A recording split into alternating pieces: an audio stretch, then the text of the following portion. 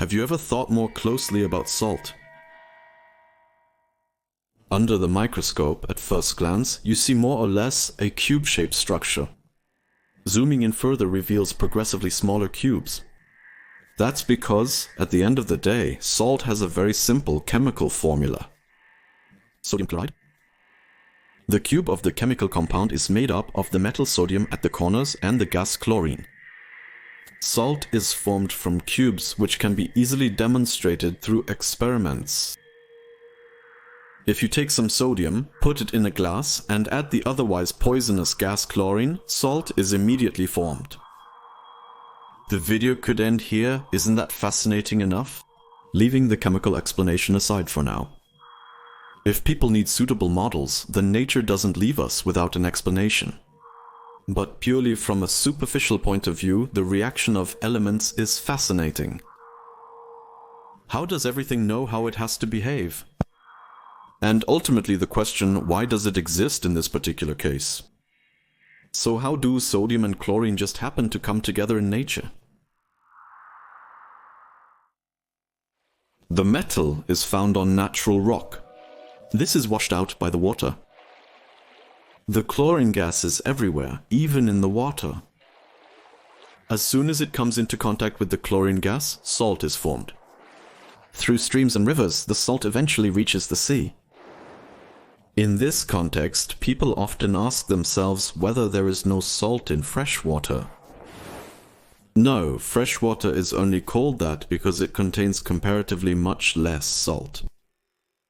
In 1 liter, only 1.3 grams, while in salt water it's 33.3 grams per liter. Water without salt doesn't exist in nature. Nice numbers, but how do they maintain their consistency? Now the interesting questions are coming up. Because theoretically the following should happen. New salt is also being created in the sea at every moment. The sun shines on the sea, water evaporates, and the cycle begins as clouds form. This creates rain. This creates puddles, streams, rivers, where new salt is also constantly being formed. Is formed and transported back into the sea. Like a gigantic machine, new salt is constantly being produced. So at some point there should be so much salt in the sea that you can hardly see the water. But if that were the case, life as we know it today wouldn't be possible. So how does the salt content in the sea remain so amazingly constant? The sea loses salt as it settles on the ocean floor. This is supported by the formation of the calcareous shells and skeletons of mussels and corals. After millions of years, these salt-rich soils are transformed again into new mountains. The washing of salt by rain and its transport to the sea begins all over again, thus closing the cycle. Continued land, uplifts and subsidences, an important aspect for the loss of salt from the seas. When the water evaporates in these separated areas, the salt remains behind. Large salt deposits are formed. These phenomena, together with the deposits in the water, counteract the supply of salt, so that the salt content of the oceans remains exactly in balance over millions of years. What kind of system is that? And then there's also this barrier between fresh and salt water. So it's to be understood as a natural geological barrier that doesn't allow the mixing of these two types of water right away. It was only in the 20th century that this phenomenon was recognized through satellite images. Each sea retains its typical salinity, density, and temperature. As we said, when we need a model, nature does not leave us alone. We observe this even at the highest levels of natural phenomena. Moses split the sea, crossed it successfully, and his enemies drowned in the sea. For example, according to the Daily Star, the archaeologist Dr. Ron Wyatt already stated in 1978 that there is supposed to be evidence of human remains and horse bones on the seabed at the suspected location.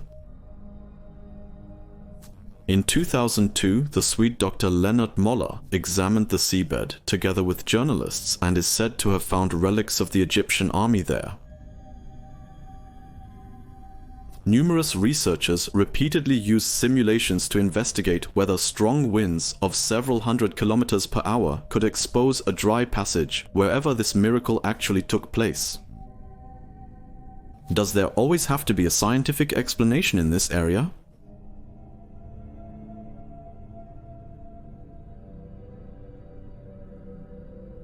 It's often the inconspicuous things in nature that, when you really get to the bottom of them, reveal a surprising depth.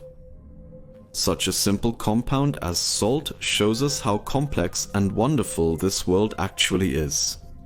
But if that were all, it also nourishes life itself, for us as well as for countless other living beings.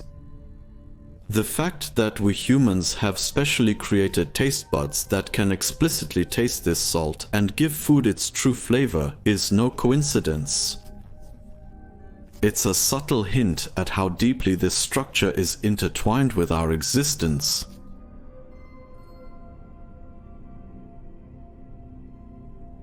And when natural forces come together to produce this white gold, it reminds us of how vast all of existence is. We just have to be interested in seeing it.